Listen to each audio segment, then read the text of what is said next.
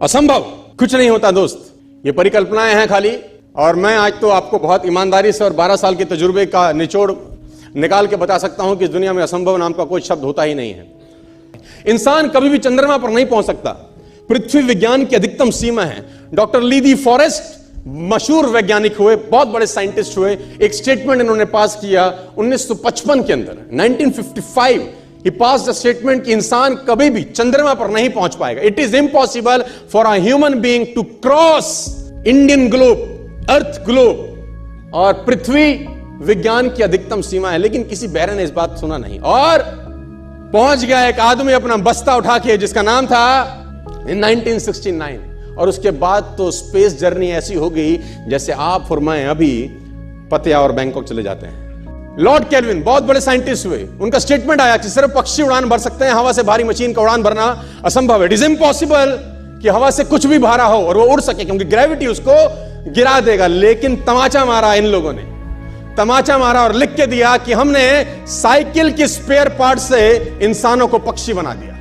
Cycle के spare part से इंसानों को पक्षी बना दिया। 16 साल लगे राइट ब्रदर्स को जहाज का निर्माण करने में, लेकिन इन लोगों ने उसकी बात नहीं सुनी कि जो कहते थे कि वायु का सिद्धांत तुम्हारे विपरीत है। यह बात भंवरे को कही जाती थी कि भंवरा वायु के सिद्धांत के कारण कभी जीवन मोड़ नहीं सकता, क्योंकि उसके पंख उसके शरीर से हल्के रहते हैं। लेकिन भंवरा साला किसी स्कूल में गया नहीं आज तक। माई doctor told me I will never walk again. मेरे डॉक्टर ने मुझे कहा कि तुम कभी चल नहीं सकोगी। My doctor told me you will never walk again. My mother told me I would, and I believed my mother rather than doctor. Wilma Rudolph एक ऐसी एथलीट हुई जिनको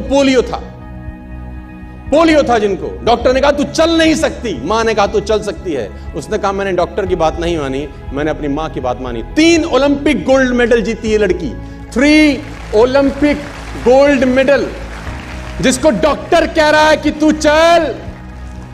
लेकिन मां क्या बोलती है? मैं आपको उदाहरण देना चाहूंगा सर। बहुत छोटे थे अल्बर्ट आइंस्टीन, दुनिया के महान वैज्ञानिक में से एक हुए, मंद बुद्धि कहा जाता था। 8 साल के थे, घर पहुंचे, मां को चिट्ठी दिया।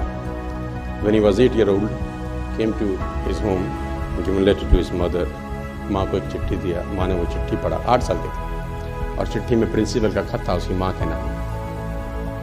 प्रिंसिपल ने ये लिख के भेजा कि आपका बच्चा विलक्षण प्रतिभा का धनी है, ग्रेट पावर है इसके अंदर, क्योंकि बहुत बड़े साइंटिस्ट बने, बड़े हो गए।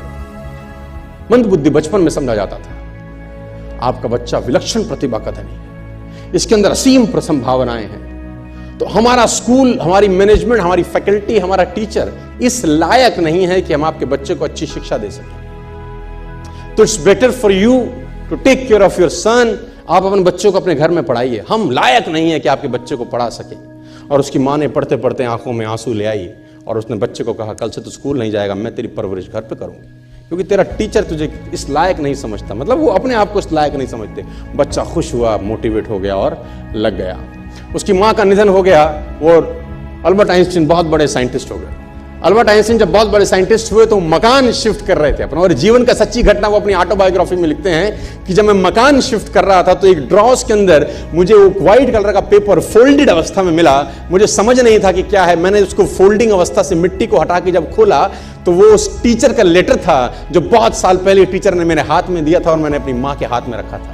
अब वो बड़ी उत्सुकता के साथ उस खत को पढ़ने लगे। जैसे उन्होंने खत पढ़ना शुरू किया और वो जार जार होकर रोए। उसमें लिखा था कि तुम्हारा बच्चा मंदबुद्धि है, ये हमारे स्कूल के लायक नहीं है, इसको आज के बाद हमारे स्कूल में मत भेजना, इसकी परवरिश खुद किया।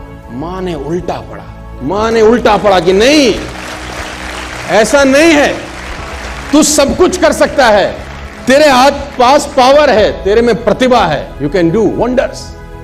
दोस्तों, इस दुनिया में किसी की बात मत सुनना।